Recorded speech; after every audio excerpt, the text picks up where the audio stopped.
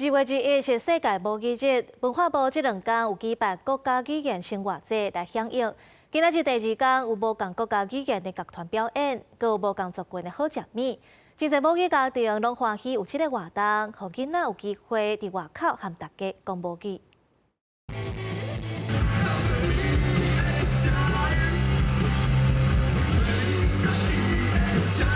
拍摄的少年唱出来台湾囡仔的声音，鼓励大家勇敢找找家己的声音。台下坐满的民众，大家是哪听音乐哪跳舞。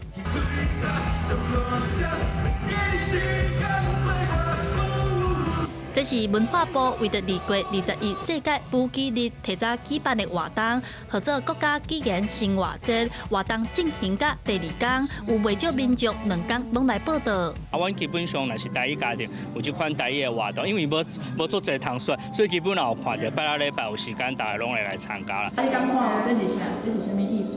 现场嘛有台语版本的美食刀拖，是用台文字写的线索来问。其实最大的差别其实就是台文字跟讲解了，讲解全程都是用台语。有全台语的活动无多啦，而且我感觉即届有一寡电影，还是一寡像这密室逃脱，台语我嘛无啥会晓讲，但是我就感觉这较有特别。 因为大部分拢是华语较多，也有来自台湾各地的台语册店来摆摊，望台文字会当推广，互更较侪人知。除了有台语活动，这2天的国家语言生活节，嘛有客语、原住民语、手语、妈祖话等等的表演。文化部望台湾各族群的母语拢会当受到重视。